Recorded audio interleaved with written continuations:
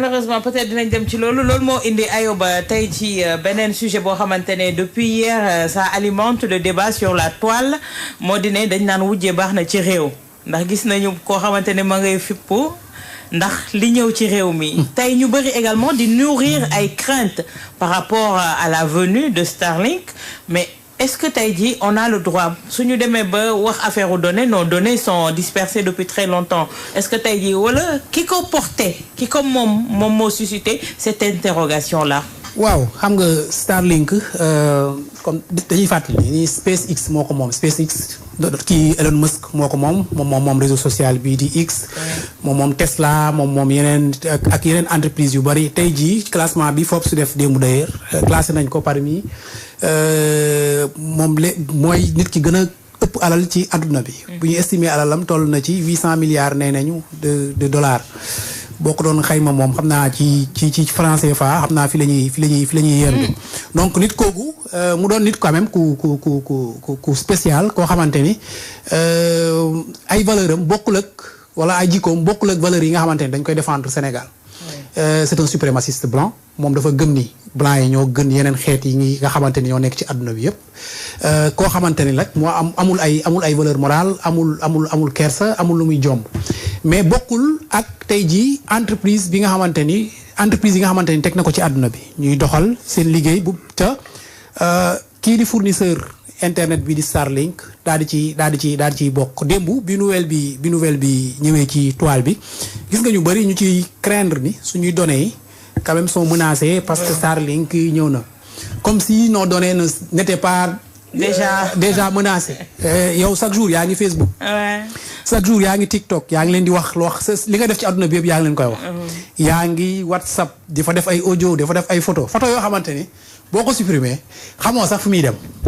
xamoo ko yow da supprimer nga rek dem na mais xamoo suñ koy stocké lu jëral laaj la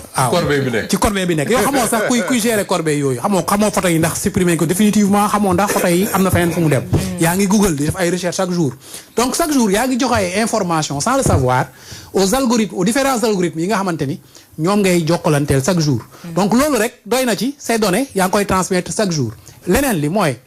tey jii képp ku yor téléphone portable muy li ñuy wax bi ñu tuddee smartphone da nga war a conscient ci sa bopp ni foo jëm wala foo toog di wax ñi ngi lay déglu je vous donne un exemple très simple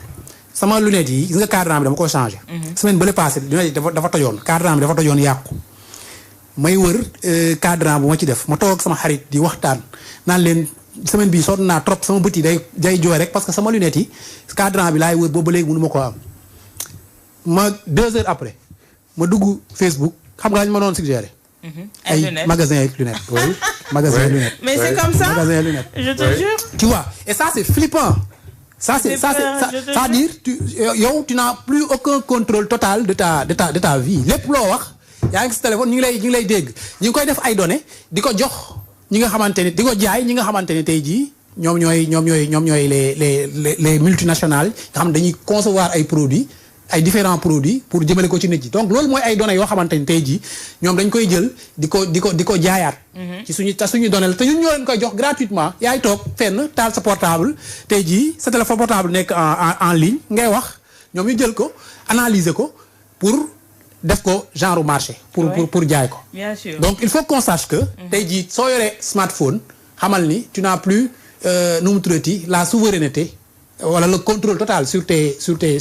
données donc muy doon Starlink ak mu doon Orange ak mu doon keneen ak benn fournisseur d'accès moo ci yem tant que yaa ngi sa téléphone taal ko connexion internet di ci am xamal ni kii source ba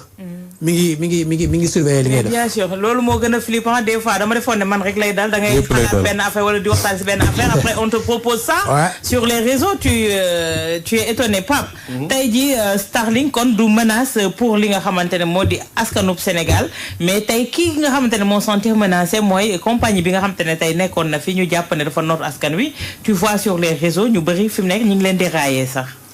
waaw mais Starlink ne peut pas constituer une menace xam nga ci genre produit yooyu au niveau mondial dafa am ay normes yi nga xam ne il faut ñu tenir ci en compte c'est vrai que nag on peut pas dire que c'est un produit qui ne présente aucun danger ou bien qui est sûr à 100%. Mais li leer ba leer mooy que ci dëkk yu mel ni ñun nga xam ne y a des parties importantes du territoire yi nga xam ne amuñu accès à l'électricité ou bien à internet lu mel ni Starlink daf ci baax. waaw c'est-à-dire foo munti nekk tu peux justement avoir accès donc day renforcer li nga xam ne moom le gouvernement bi di wax régulièrement mooy l'équité territoriale day renforcer un peu quelque part l'équité territoriale léegi nag lan lay créer de nouveau mooy que concurrence bi nga xam ne ñii fi nekkoon les majors surtout le major dans ce domaine moom mooy sentir ni que tey jii effectivement am na une rude concurrence qui va lui faire face même bu dee les prix yi nga xam ne ñu ngi koy proposer avec Starlink c'est des prix yi nga xam ne qui ne sont pas à la portée de tout un chacun mais au moins une chose est sûre mooy que le principal pourvoyeur de services internet au Sénégal moom xam na ne que sa part de marché va subir une baisse drastique à moins que ñu mën a wàcce prix yi parce que Moussa Fa ngi nii barki démb la jógee tugal c'est-à-dire que tey jii avec benn 10 euros mun nga am internet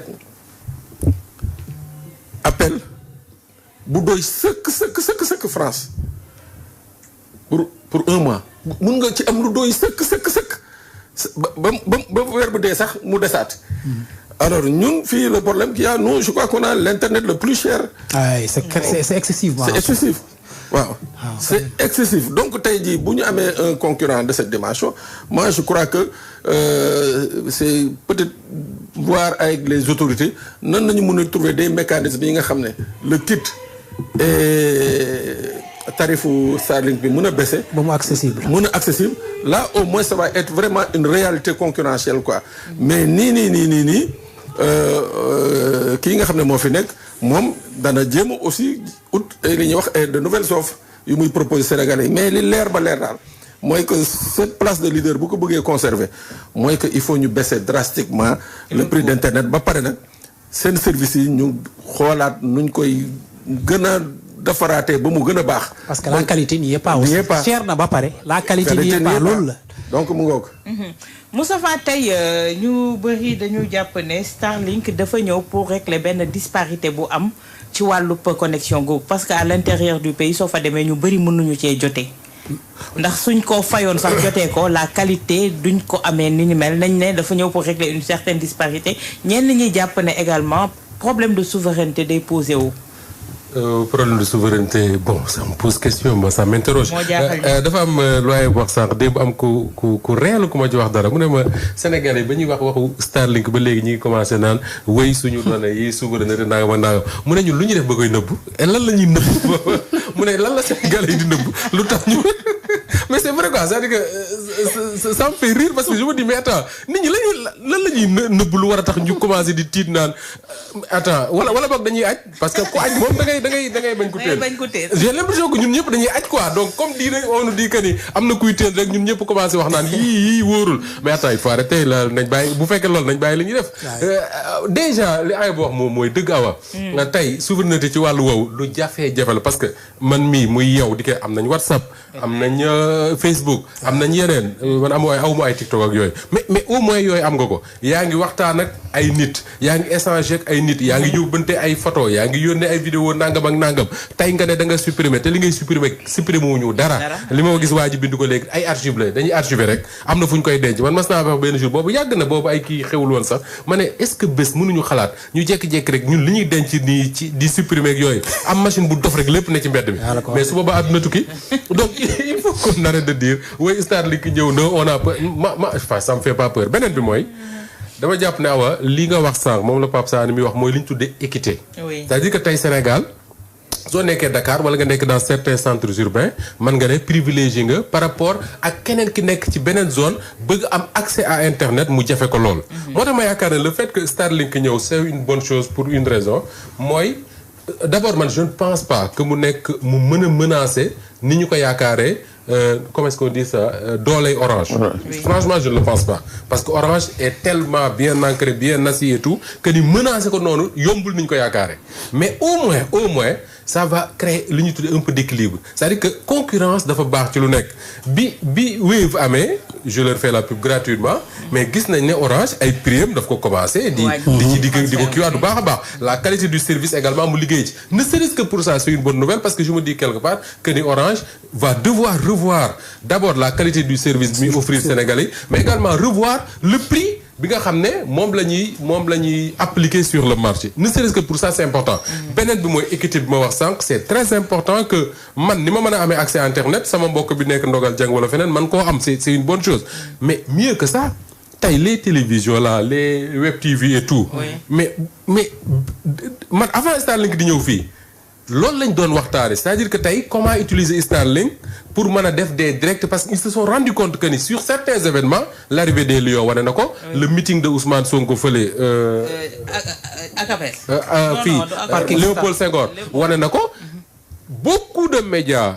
dañu amoon des difficultés jour boobu pour faire du direct parce que ni ñu sollicité woon Orange moo xawoon a metti je crois que les gens ont borné là-bas xawma ñaata téléphones yu doon def ay direct et tout ça complique la chose ñi ci génnoon mooy ñi nga xam ne dañ doon utiliser Starlink à l'époque alors que c'était pas autorisé au Sénégal tey ñu autorisé ko c'est une bonne nouvelle pour ñun ñi nga xam ne ñun ñoo nekk dans les médias mais encore une fois yaakaaru moom menace beneen bi mooy ci loolu laay terminer wa mooy il faut jamais qu'on oublie et d'ailleurs j'ai été heureux d'entendre tey Dayirou Thiam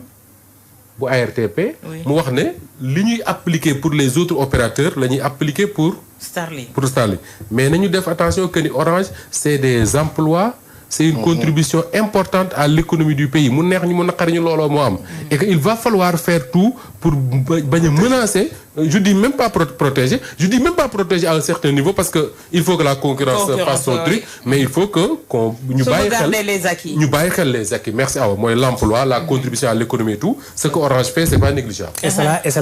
là l'inconvénient avec Starlink parce que ñoom du ñu créer emploi du tout voilà ñoom seen technologie bi ñu yor ñaa nga toog fi ñu yore ko mais mësk lim leen wax leer na nee na leen fii ak 10 ans ou 15 ans nit dootul liggéey